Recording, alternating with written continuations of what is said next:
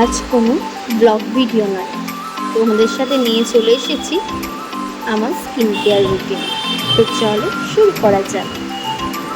প্রথমে মুখটাকে face wash দিয়ে ডিপ ক্লিনিং করে নিতে হবে। আমি ডট&কি সমস্ত প্রোডাক্টই ইউজ করি, এটা কোনো পেড প্রমোশন নয়। তো চলো, মুখটা ধুয়ে নেওয়ার পরে আমি একটা স্ক্রাবার ইউজ করি, সেটা হচ্ছে গুড ভাইবসের স্ক্রাবারটা। খুব ভালো। আমার যেহেতু স্কিন খুব ড্রাই, তাই বেশিক্ষণ স্ক্রাব করবো না।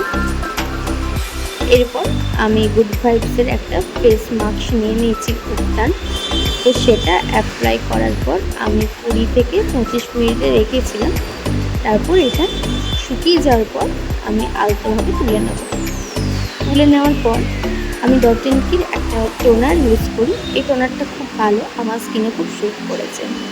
তারপর সিরাম, স্টেপ বাই স্টেপ যেভাবে আমরা স্কিন কেয়ার করি, তো সিরাম অ্যাপ্লাই করে নেওয়ার পর দেখো আমার মুখটা কতটা গ্লো করছে শুধু সিরাম লাগানোর পর। এরপর ডট&কির একটা ময়শ্চারাইজার আমি নিয়ে নিয়েছি।